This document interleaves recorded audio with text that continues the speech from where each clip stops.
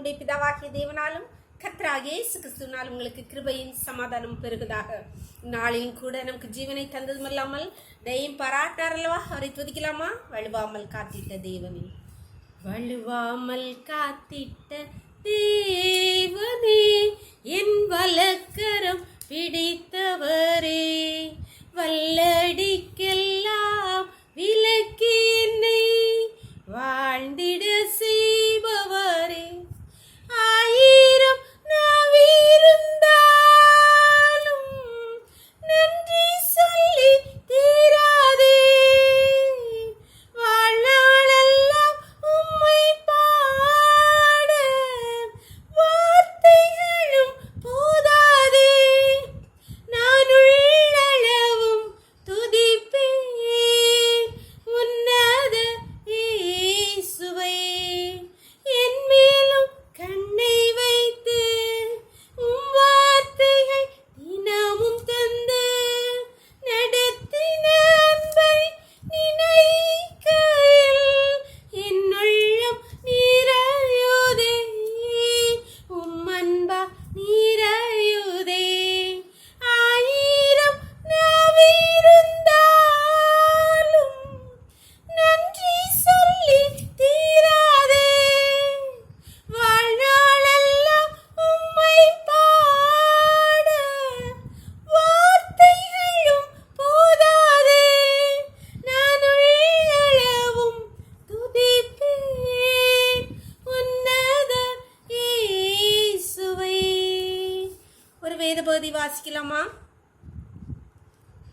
ஏசாயா 45 அதிகாரம் வசனங்கள் 1 முதல் 2 வரை.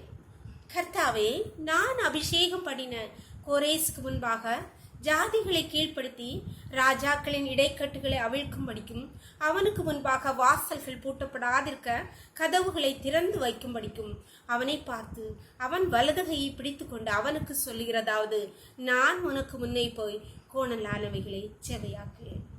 அன்பான தேவனுடைய பிள்ளைகளே, கர்த்தராகிய ஆண்டவர் ஏசாயா தீர்க்கதரிசியை கொண்டு இன்று உங்கள் ஒவ்வொருவரை பார்த்துதான் சொல்கிறார்.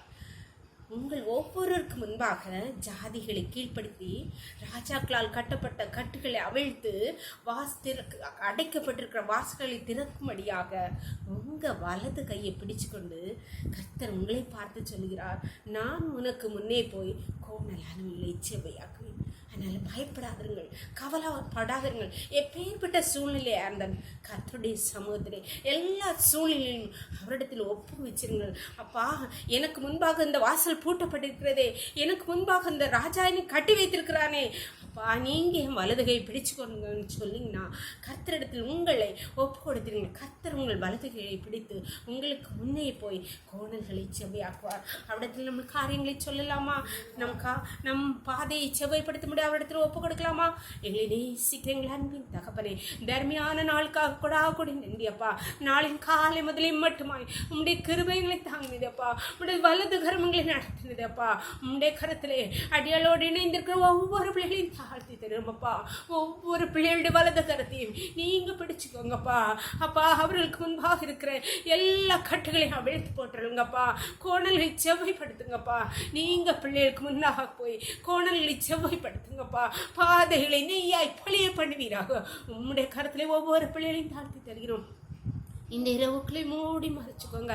சகல துதியும் கர்ம வல்லமை பலன ஞானம் எங்கள் தெய்வாதி தேவன் ஒருவருக்கே செலுத்துகிறோம். இயேசுவின் மூலம் ஜெபங்கள் நல்ல தந்தையே, ஆமீன் ஆமீன்.